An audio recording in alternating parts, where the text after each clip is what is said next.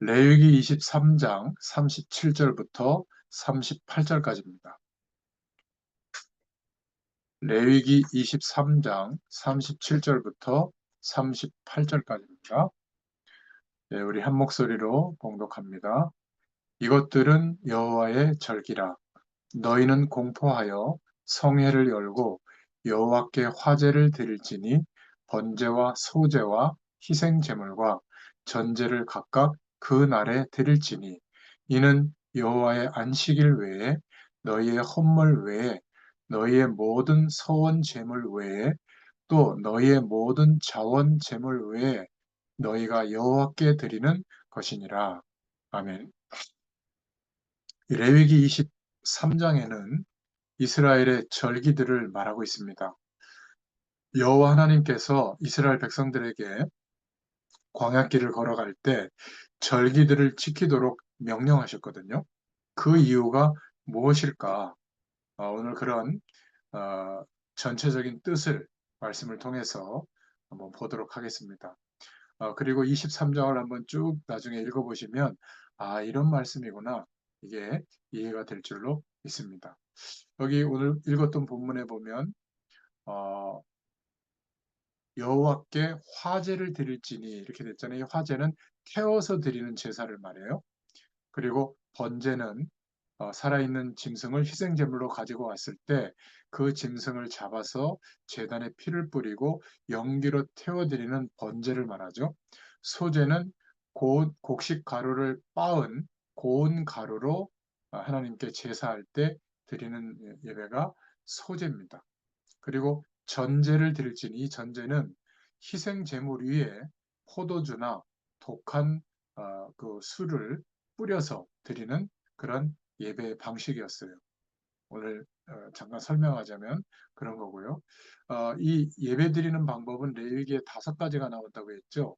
번제, 소제, 화목제, 속건제, 속제제 이렇게 5가지 형태의 예배를 드렸던 겁니다. 제사를 드렸던 거죠. 오늘 말씀은 절기를 지키는 겁니다. 절기. 뭐 우리가 다 알 필요는 없지만 한 번쯤은 왜 이런 절기를 지키라고 했을까? 우리도 지금은 뭐 중세 시대에 그런 절기를 지키는 예배를 하진 않지만 정상적인 교회는 교회의 그 력을 따라서 그런 절기의 그런 시기를 따라서 예배나 또 어떤 메시지나 교회 행사나 이런 것들을 진행하고 있죠. 그런 면에서 그 의미를 아는 것은 중요합니다. 자, 첫 번째로 이스라엘은 7가지 대표적인 절기를 지키라고 하나님이 명령하셨는데 이스라엘이 지켰던 첫 번째 안식일을 지키라고 하신 겁니다. 오늘 23장 3절에 보면 엿새 동안은 일할 것이요 일곱째 날은 쉴 안식일이니 성회라 너희는 무슨 일이든지 하지 말라 이는 너희 각처에서 지킬 여호와의 안식일이니라. 자, 이런 말씀 때문에 예전에 교회에서도 보면 어렸을 때 보면 주일날은 일하지 마라. 그리고 주일날은 물건도 사지 마라. 어, 뭐 그렇게 이렇게 좀 심하게 할 때는 뭐 병원도 가지 마라. 그것도 돈 쓰는 거니까. 그렇게 얘기했는데요. 이거는 그런 의미라기보다는 그런 너무 이렇게 문맥으로만 보는 내용을 해석한 거고요. 안식일을 지키라고 한 것은 굉장히 중요한 의미가 있는 겁니다. 원래 이 안식일은 창조 후 7째 날에 하나님이 안식하셨죠. 그리고 그 날을 안식일로 정하셨습니다. 온 세상이 하나님 안에서 선하게 하나님의 뜻을 잘 따르고 있다는 반증이 하나님의 안식을 누리게 되는 거거든요. 근데 노아 시대 같은 경우는 최선을 다해서 살만한 세상이 만들어졌지만 안식이 누려지지 않았죠. 타락이 관영했다고 했잖아요. 심판할 정도로. 오늘 우리가 살고 있는 이 시대도 많이 발전했고 좋은 것들도 많지만 과연 우리 한 사람 한 사람이 안식의 축복을 누리고 있는가? 쫓기고 불편하고 스트레스 받고 상대적 열등감이 오고 비교해서 막 이렇게 낙심이 되고 마음 하나가 편할 날이 없는 그런 인생을 살고 있지 않습니까? 그래서 원래 안식일의 의미는 하나님이 창조 행위를 마치시고 누리셨던 그 영원한 안식의 복을 우리에게 주시려고 한 그런 내용이죠. 그런데 출애굽한 이스라엘 백성들에게 안식일을 지키라고 하는 것은 무슨 뜻인가? 우리가 알아야 되겠죠. 그것은 어떤 의미냐면 이스라엘 백성들이 이제는 애굽 나라의 바로 왕의 백성이 아니라는 거예요. 여호와께 문설주에 피를 바르고 그 말은 오실 메시아의 약속을 붙잡고 구원을 받아서 이제는 하나님의 백성이 되었다는 것을 기억하게 하려는 것이 안식일을 지키라고 하는 의미예요. 그래서 애굽에서는 매일 노예로서 노동하고 살았거든요. 그러니까 수고하고 애쓰는 생활이었습니다. 이제는 출애굽해서 하나님이 지키시고 인도하시는 자유로운 사람이 되었으니까 하나님이 이루신 큰 구원을 즐거워하면서 함께 모여 예배하는 날로 지키라고 했던 겁니다. 그러니까 노예의 수고에서 쉬게 되는 것이 안식일의 정신이에요. 세상과 구별된 백성이다. 이거를 보여주는, 체험하고 누리는 날이 안식일이죠. 뭐 안식일 교회는 뭐 토요일 날로 막 지키는데 우리는 날마다 하나님이 허락하시는 안식의 복이 임하는 안식일인 줄로 믿습니다. 꼭 주일날만 하나님을 바라보고 아무것도 안 하고 그게 아니라 날마다 주의 날인 줄로 믿습니다. 이스라엘 백성이라고 한다면 그 안식일을 허락하신 그 날을 귀하게 여길 줄 알으라는 거예요. 주의 날이 우리는 주일날 예배드리잖아요. 부활하신 날. 안식일을 지키는 그런 의미하고는 조금 다르지만 주님의 날에 예배당에 모여서 함께 예배하는 모임은 너무 귀한 거예요. 그 안식의 복이 임하는 거죠. 영원한 안식의 복이 임해야 우리가 노력하는 삶이 의미가 있는 겁니다. 그렇지 않으면 노력하는데도 마치 모래를 소나기에 꽉 쥐고 있을 때 시간 지나면 다 빠져나가잖아요. 수고하고 노력하지만 그 노력이 허망할 가능성이 많습니다. 하나님의 안식이 와야 우리의 삶이 충만해지고 감사하고 기쁨이 넘쳐나게 될 줄로 믿습니다. 그래서 영원한 안식을 보여주는 모임이 우리가 주일날 성전에서 예배하는 모임, 성도들 간의 교제예요. 그래서 이 날을 귀하게 생각할 줄 알아야 한다. 오늘 우리에게 주시는 주의 음성입니다. 자, 두 번째 절기는 유교절과 유월절과 무교절을 지키라고 한 겁니다. 유월절은 언제죠?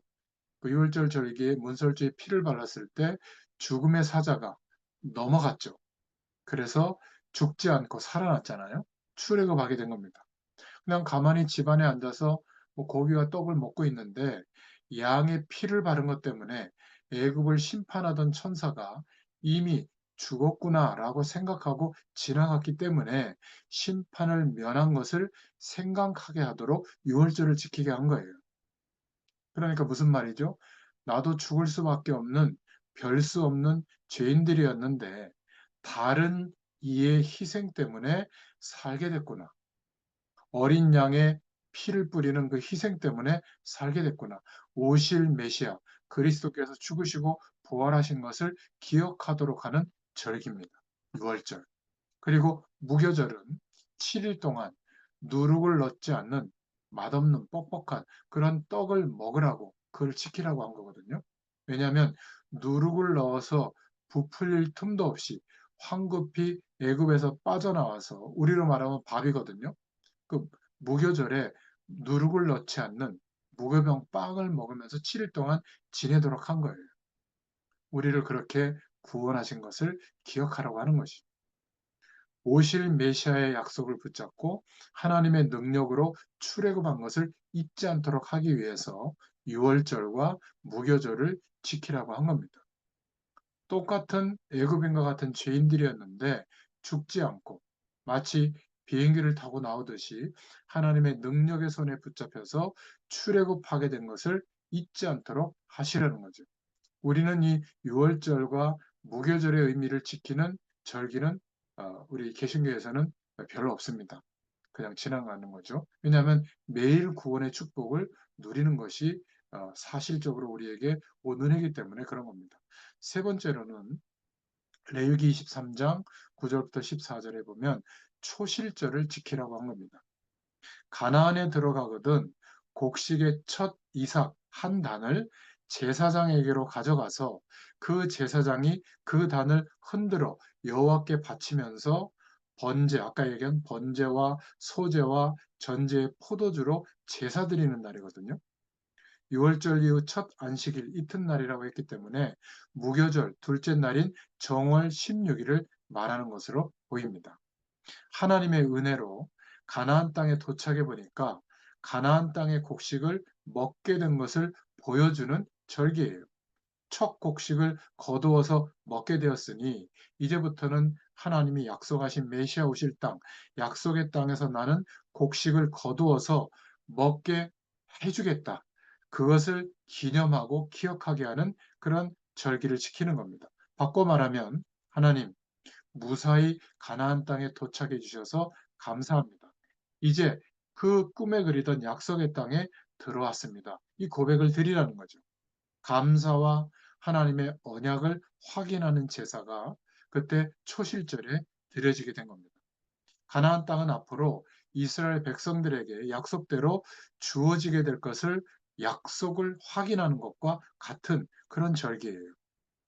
지금까지 무사히 인도하셨는데 앞으로도 이 땅을 정복할 수 있도록 하나님이 하실 것이기 때문에 첫 단을 드리면서 감사와 약속을 함께 확인하는 제사를 드리는 절기, 그게 초실절이었습니다. 우리로 말하자면 예수 그리스도를 믿는 믿음으로 이제 주님과 함께 죽고 주님과 함께 거듭난 부활했다는 사실을 저도 확신합니다. 이런 감사의 고백을 드리는 의미가 담겨 있는 거죠. 자, 네 번째 절기가 있는데 이거는 우리가 지키고 있고 들어봤죠. 오순절을 지키라고 한 겁니다. 그 수확한 첫 단을 가져온 날부터 세어서 50일째 되는 날이기 때문에 오순절이라고도 했고 칠칠절이라고도 불렀습니다. 이 절기는 곡식의 수확을 공식적으로 마무리 짓는 추수감사절과 같은 성격을 지닌 겁니다. 그래서 우리는 추수감사절 또는 그 전에 맥추감사절 이렇게 지키고 있죠. 맥추감사절로 지키는 겁니다. 어, 겨울에 곡식이 없을 때 봄철에 와가지고 우리가 뭐 보리를 추수한 것을 기념해서 반나절, 즉 1년의 반을 감사하는 의미로 맥추감사절. 사실은 오순절의 의미하고는 조금 차이가 있죠. 추수감사절도 그렇고요. 이것은 뭐냐면 하나님의 손으로 주시는 식물을 함께 먹는 하나님과 이제 한 백성이 됐다. 한 식구가 된 것을 확인하는 절기예요. 하나님의 은혜로 곡식을 거두게 되었으니까 번제로 또 소제로 화목제로 드리면서 모두 함께 즐거워하고 하나님의 손으로 주시는 식물을 함께 먹는 한 식구라는 것을 확인하는 그런 날이었어요.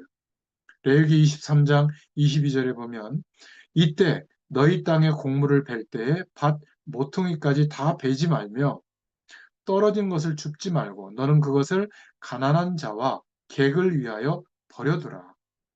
이 은혜의 풍성함을 가난한 자에게도 나그네까지도 누리도록 하시는 것이 오순절이에요.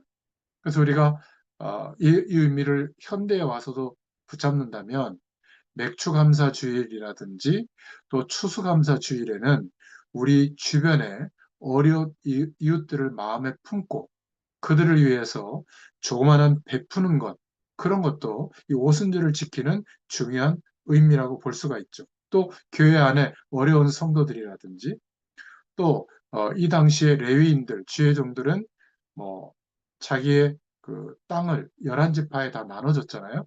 자기의 소득이 없기 때문에 그들을 위해서 또 나누어주는 그런 의미도 오순절에 행했던 겁니다. 빈부귀천이 없는 화목한 하나님의 백성된 공동체의 모습을 보여주는 절기가 오순절이었다. 우리는 맥추절로 지키고 있다. 맥추감사주일로. 자, 다섯 번째 절기가 7월 1일에 지키는 나팔절이 있어요. 23장 23절부터 25절에 말 그대로 긴 나팔을 부는 절기예요. 이 나팔은 기쁨과 평화를 만방에 선포하는 뜻으로 불기한 겁니다. 하나님이 우리와 함께 하셔서 이렇게 모든 풍요롭게 먹을 것을 주시고 또 평화를 누리면서 살게 하신다는 것을 선포한 절기죠. 하나님이 우리의 보호자요, 산성이시라서 우리가 평화를 누리면서 살고 있다는 것을 기념하고 또 누리는 그런 절기가 나팔절이었어요. 이때 아무 노동도 하지 말고 여호와께 화제를 드릴지니라. 태워서 드리는 예배를 드려라. 그렇게 말하고 있는 것이죠. 자, 여섯 번째로 7월 9일 저녁부터 10일 저녁까지 안식하는 속죄일을 지키게 했는데요. 이 날을 대속죄일이라고도 합니다. 대제사장이 1년에 한 번 지성소에 들어가서 모든 이스라엘 백성들을 위해서 속죄 제사를 드리는 날이거든요.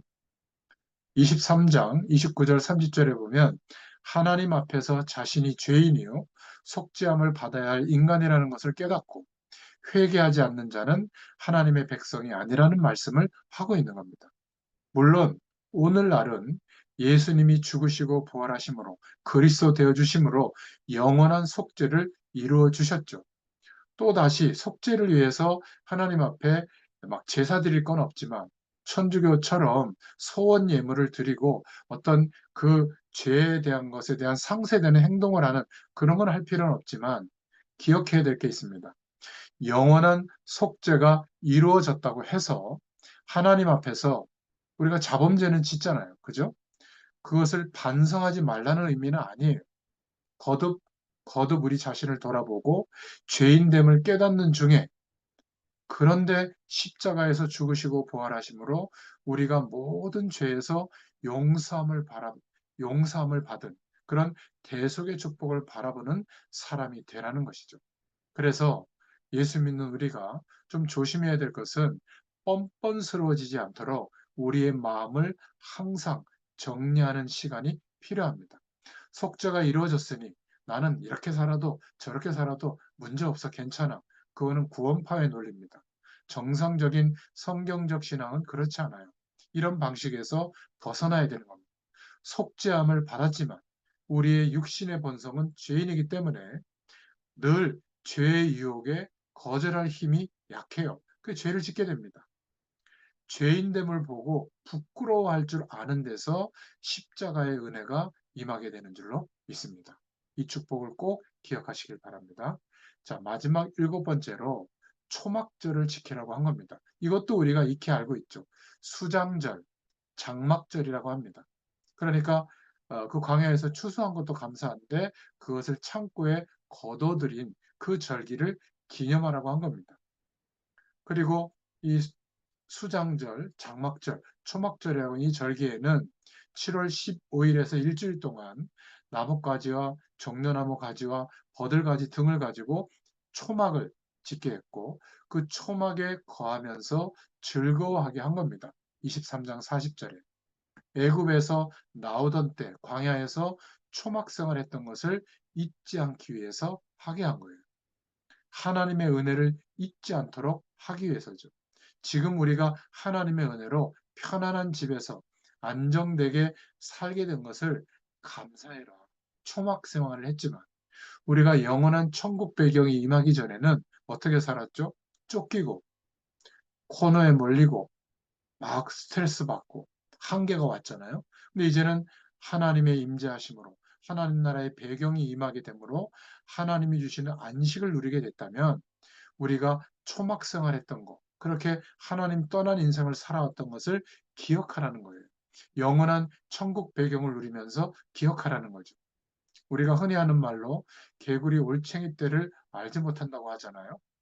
자꾸 하나님 몰랐을 때, 만나지 못했을 때, 그러한 옛사람의 일들을 잊어버리고 내가 지금 조금 누리고 있는 현재의 평안과 안정이 어떤 나의 열심과 노력 때문이 아니라 하나님의 전적인 은혜, 영원한 계속 제물이 되어주신 예수 그리스도를 믿게 하신 은혜인 줄을 모르는 것이 우리 인간의 본성이라는 것을 기억할 필요가 있습니다.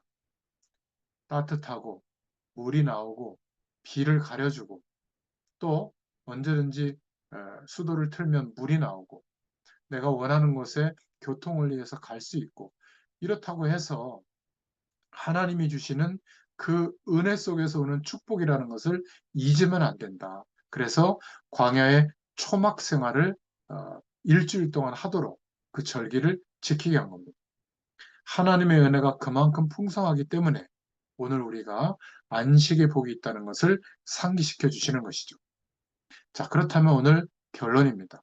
이러한 절기를 지키게 했고, 오늘 우리에게 레위기의 말씀을 통해서 이러한 말씀을 듣게 하시는 하나님의 의도하시는 게 뭘까요? 첫 번째입니다. 그리스도로 말미암아 우리에게 허락하신 하나님의 구원의 축복을 잊지 말라는 거예요. 출애굽한 것도 하나님의 긍휼하심과 은혜와 능력으로 된 것이고요.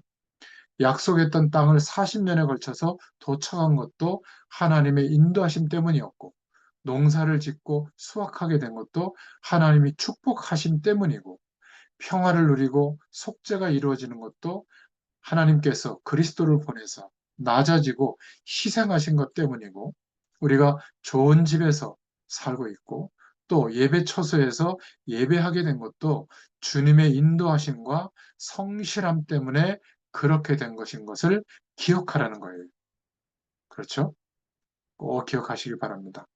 여기에서 말하는 이스라엘의 7월은 우리가 한국역으로 생각해서 농사 짓는 달력으로 치면 연말에 해당되는 기간입니다. 그러니까 연말 내내 한 달 동안 나팔절, 속죄일, 초막절들을 보내면서 지키면서 보내라는 거예요. 이것은 바로 하나님의 은혜로 이스라엘이 출애굽하였고 은혜로 정착하여 살게 된 것을 이 연중 절기들을 통해서 기억하도록 하신 겁니다. 특히 연말 연초에 가서 하나님의 임재하심과 다스림 때문에 우리에게 평화가 임했고 모든 죄에서 해방되어졌고 안전한 집에서 살고 있구나. 이런 것을 거듭 확인하고 신앙을 다짐하기 위해서죠. 그래서 새해에도 우리가 하나님 의지에서 살아야지. 하나님 아니면 우리가 있을 수 없구나. 이런 마음을 갖도록 하기 위해서 7개의 중요한 절기를 마지막 연말에 지키게 한 겁니다. 우리도 마찬가지죠. 그래서 연말 연초에 술로 보내거나 사람들과의 만남 속에서 보낼 수도 있지만 우리는 어떻게 한 해를 시작했죠? 2025년을 송구영신 예배로 시작했습니다. 그게 참 너무 감사하죠. 그리고 올 한 해 인도하실 하나님의 말씀을 저희 복음의 교회에서도 몇 명 되지 않지만 말씀을 전하고 그 약속을 붙잡고 매일매일 이제 인도받고 하나님께서 역사하시는 길로 나아가게 될 겁니다. 유튜브에다 올라와 있기 때문에 여러분도 한번 보시면 좋겠습니다. 자, 그래서 세 번째, 하나님이 우리에게 의도하시는 것은 뭐냐면 하나님의 구원 속에 우리가 있구나. 하나님의 주권 안에서 살아가고 있는 게 바로 저와 여러분임을 기억하라고 하는 거예요. 이스라엘 백성들은 그 마음이 하나님과 끊어져서는 살 수 없는 민족이죠. 오늘날 예수 믿는 우리가 바로 그러한 사람이다. 그걸 말해주는 겁니다. 우리가 예수 믿는다고 하지만 우리의 노력과 계산과 열심과 수완으로 살고 있다고 생각하고 있고 그러한 의식으로 가득 차 있는 머리를 가지고 있단 말이죠. 그때마다 여러분은 기억하세요. 주님께서 우리를 붙들어 주지 않으면 한 호흡이라도 살 수가 없다. 한 걸음이라도 나아갈 수가 없다. 그 사람이 바로 내 자신이었지, 옛사람이었지. 기억하시길 바랍니다. 너무 우리 자신을 믿지 말고 나의 열심히 사는 삶의 방식을 너무 의지하지 말고 여러분 지금도요 조그만한 우리 머리에 실핏줄 하나만 터져도요 그날로 모든 것이 끝납니다. 우리 몸에 조그마한 염증이나 이상이 생겨도 정상적으로 살 수 없는 것이 인간인 것을 알아야 합니다. 우리는 전적으로 주님의 은혜와 인도하심과 보호하심 속에 내 신앙이 있고 내 생명과 존재 자체가 계속되고 있다는 것을 기억할 수 있기를 축원드립니다. 그래서 우리가 멀리 하나님과 떨어져 있던 마음을 하나님께 더 가까이 갈 수 있는 게 예배요, 기도인 줄로 믿습니다. 그래서 하나님과 우리의 중심이 하나가 될 수 있기를 축원드립니다.